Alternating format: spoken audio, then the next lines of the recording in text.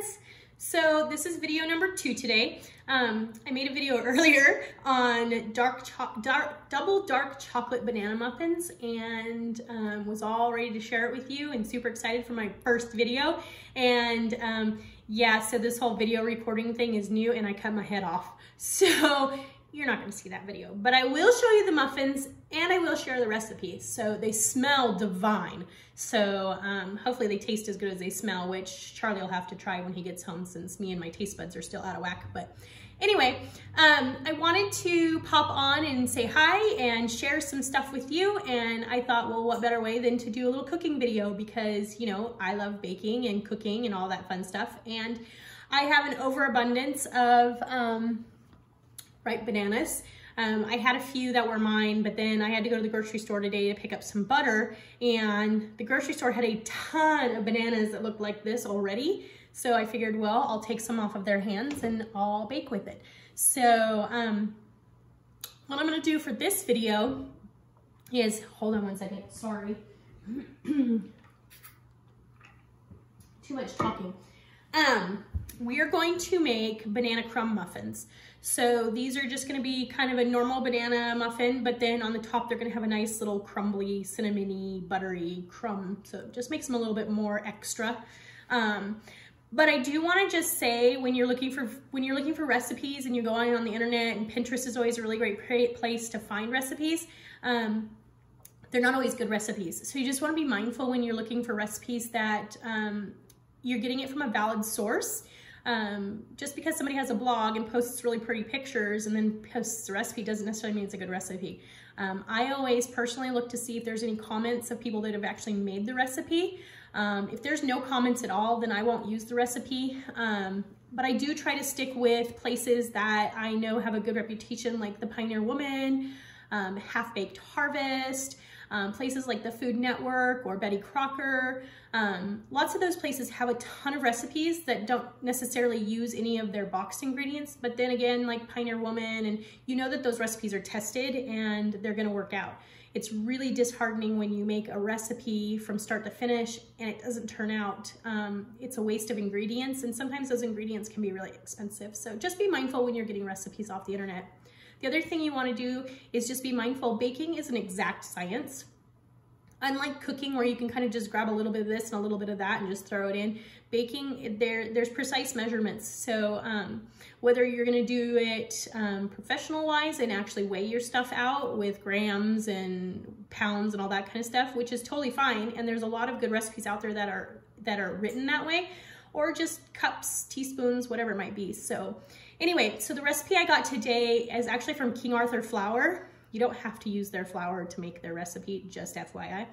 But I'm really excited about using it. The pictures looked amazing, and it's just a good way to get rid of some extra bananas. And I'm gonna send them to work with Charlie tomorrow, so bless his coworkers. So first off, one of the things, I kind of got some of the stuff already measured out, but I wanted to share with you. So one little thing that I do when I'm measuring out my dry ingredients is I always use a butter knife, the back of it. So I need to add in a cup of flour to my crumb topping. So usually what I'll do, hopefully you guys can see this, I'll measure it out and it'll be kind of over. So I'll just kind of like tap the sides on the top and just make sure it kind of levels itself into the cup. And then I will actually take it and I will level it off with my butter knife so that I get a nice even level of butter or of flour, sugar, whatever it is that you're, and obviously I do that a little bit closer to the jar so I don't make a big mess, but so you're getting a nice level, even cup of what you need, or quarter cup or whatever it might be. So that's just a little extra tip. You can use the back of a butter knife or any kind of a straight edge to help do that. It's just a good way to make sure you're getting nice, even measurements, since baking needs to be that way. So I have all my stuff in for my crumb topping. So we'll mix that in a little bit here in just a few minutes. And that consisted of some flour, sugar, cinnamon, and butter at room temperature. So I did cut my butter up into little chunks just to make it a little bit easier to kind of bring it all together when we get that far. So the next thing I needed to do was my dry ingredients. So I already have my flour all measured out in my nifty little sifter here. I need to add in baking soda, baking powder, and salt. So what we're gonna do is I doubled this recipe from the written one. So I need 2 teaspoons of baking soda. So one of the cool things that I like about baking soda and the baking powder stuff, the containers are really easy to help make you get that leveled whatever that you need. So I'm gonna do this, and I just just take it right across the top of that little edge there, and it'll give me an even measurement. It'll take off any excess that I don't necessarily need. So there's my 2 teaspoons of my baking soda. And don't worry about brand names. This is just the Winco store brand. All this stuff for the most part is the same stuff. You're not gonna get baking soda, baking powder. I mean, it is what it is. So, and again, the baking powder has a nice little lip on it, so you can get a really nice, straight, even measurement. And again, I needed 2 teaspoons of this, so we're gonna do our 2 teaspoons. So the next thing we need is some salt. So I need a full teaspoon of salt.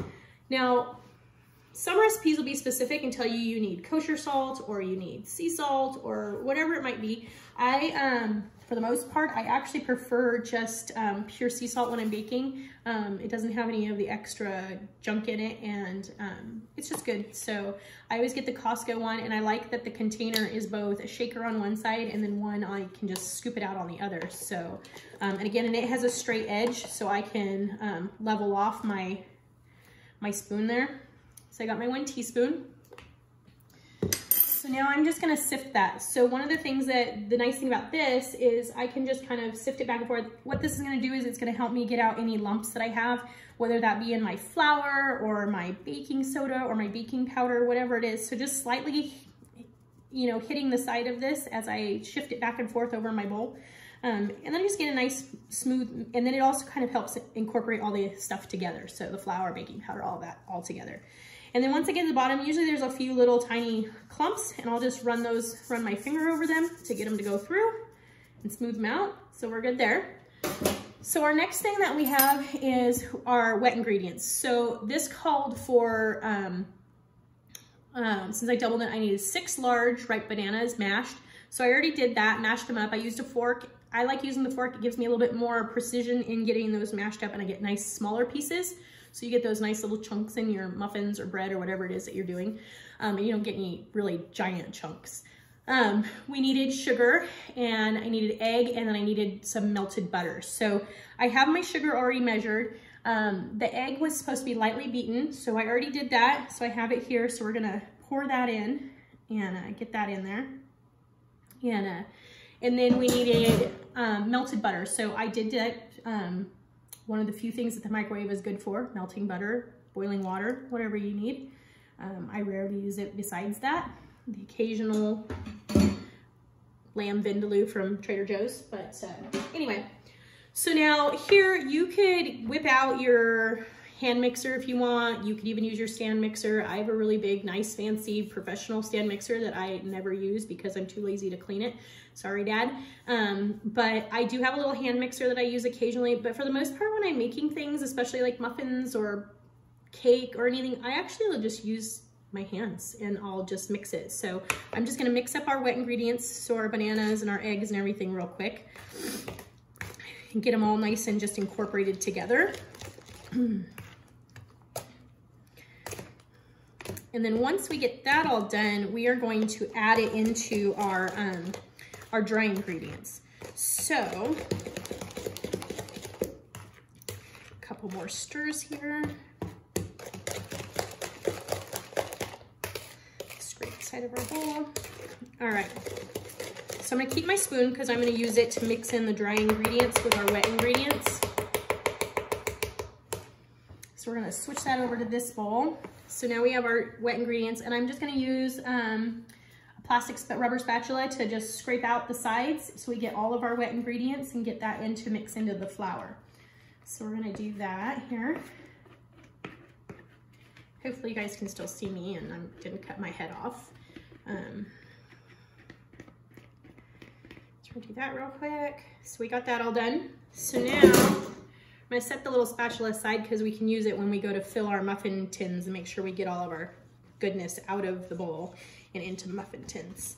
I originally had thought I was gonna make banana bread, but when I went out to try and get some just throwaway aluminum muffin pan or bread pans, there isn't any anywhere. So apparently in all this chaos in our world, everybody's decided that they're gonna make bread. So everybody's hoarding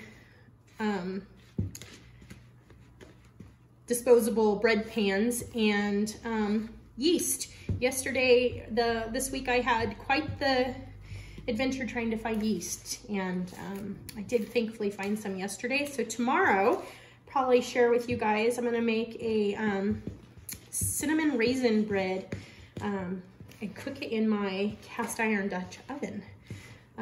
So we'll have some fun with that. But it's funny the things that people find that they need during something like this where everybody's panicking, and apparently everybody feels they need to make homemade bread,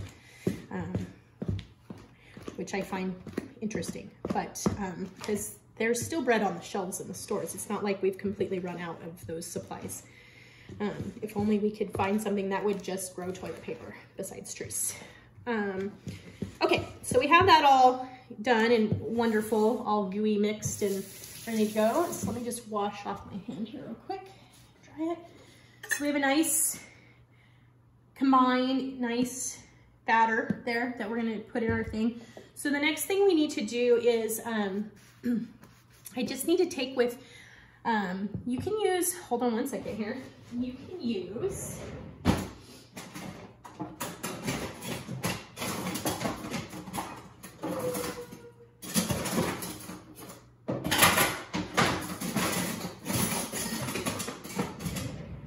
ignore the crazy in my life. You can use a pastry blender, okay? So if you have one, I actually don't have one because I actually don't like using them.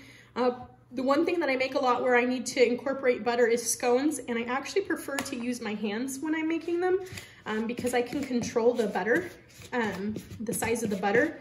So I'm just gonna, to get our crumb topping, I'm just gonna use a fork to do this. So we're just gonna kind of mash it down and get it to pick up the butter or pick up the flour and the cinnamon and the sugar that's in here and make us a little crumb topping. So you kind of want it to get kind of into a pea size.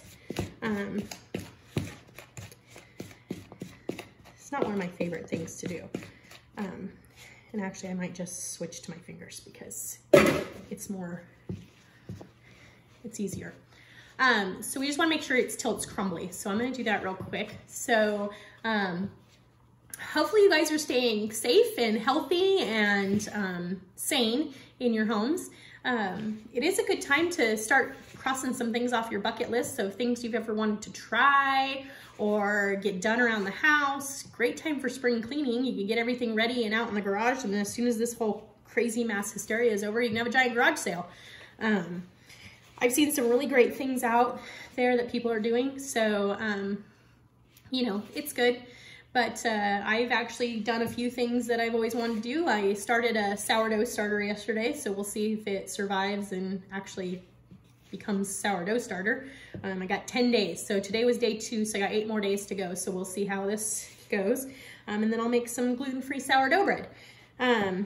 Because, you know, bread is life, and we can't live without it. And gluten-free for our house is better because Charlie technically shouldn't be eating any wheat stuff, and I tend to not have too many issues when I actually eat the gluten-free as opposed to regular flour either, but I will, I don't want to officially say I can't have gluten in my life because it's just one more thing that's just horrible with the not being able to taste and eat sugar and chocolate, but that's my problem. So anyway, so I got this all nice and crumbly. Hopefully you guys can see this here. Hold on one second. So it's just kind of a little, almost looks like a really light mixture of cinnamon and sugar, but hopefully you guys can kind of see that. So just kind of a crumbly mix. We're just gonna sprinkle that on top of our muffins when we put the batter in the thing. So I had to preheat the oven, 375. I already did that because I actually had the oven for the last batch of muffins that I made at 350. So I just upped it once they were done. So the recipe itself calls for greasing your muffin tins, which is totally fine if you want to, and especially if you're only making one batch. But honestly, I don't like doing that because it's a mess, and two, I just don't see why you would even do that when you can just get the little paper muffin papers, so cupcake liners. It just makes it easier, especially if you're going to be taking the muffins somewhere or giving them out. You know, less personal hands on everything.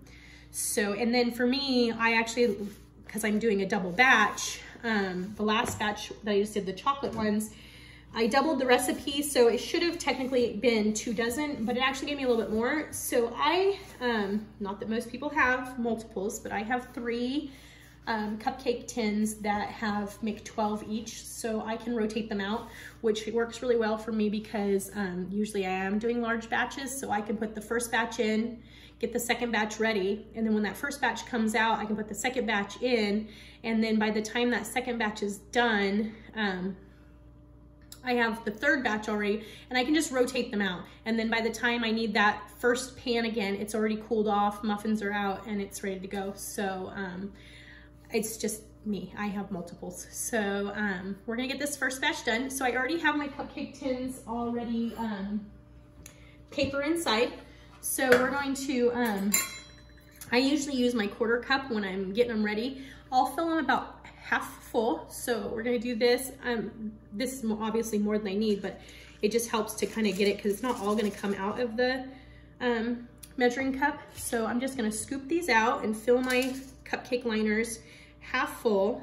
And then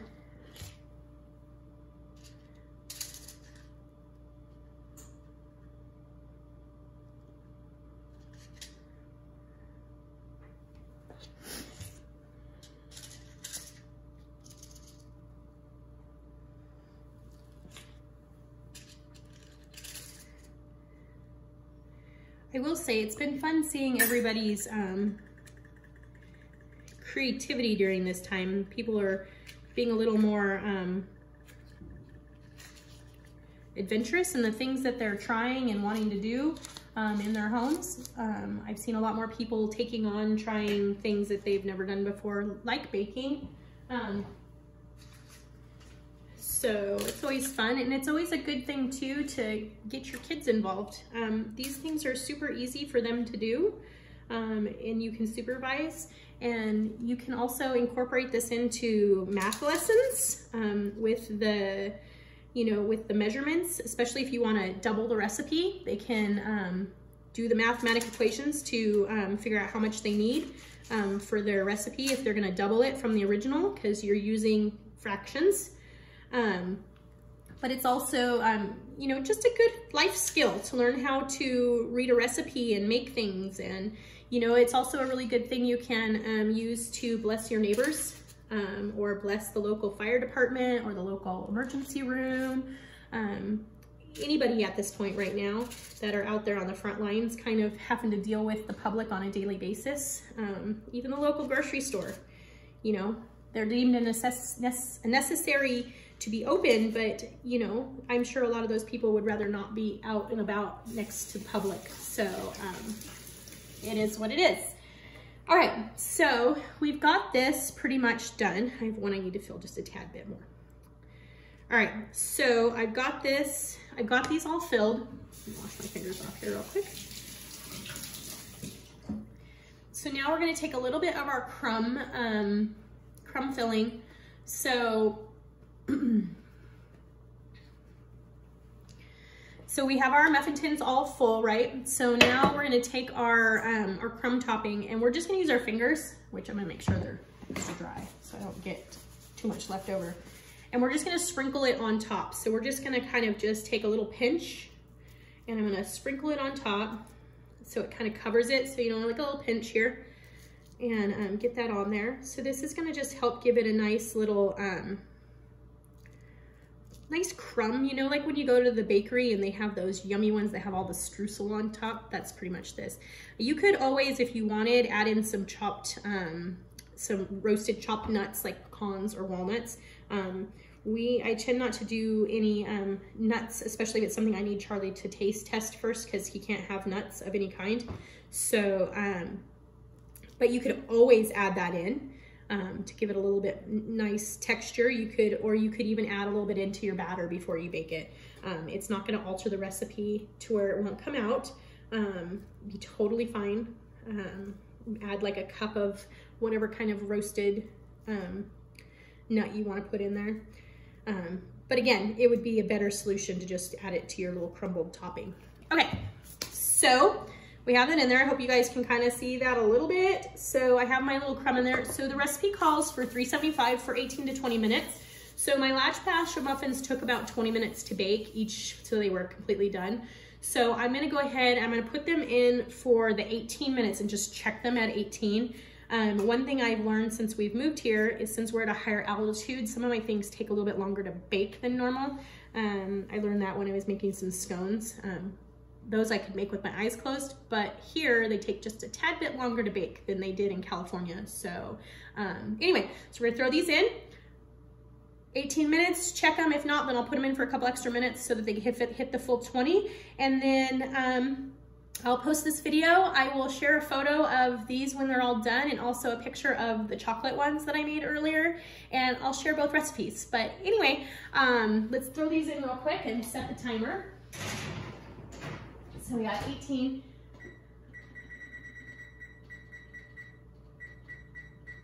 And you just want to make sure too that that's on you have your oven rack set to the middle of your oven, so that way they get a nice even circulation of heat around them, and it's not too close to the top or too close to the bottom, so you're not burning either your top or your bottom of your muffins. But anyway, so I hope you guys enjoyed my little video. I had fun making it, and we'll see what other fun little things I can kind of come up with throughout this crazy time, and just say hi and give you guys something you can try at home. So anyway, chat with you later. Bye.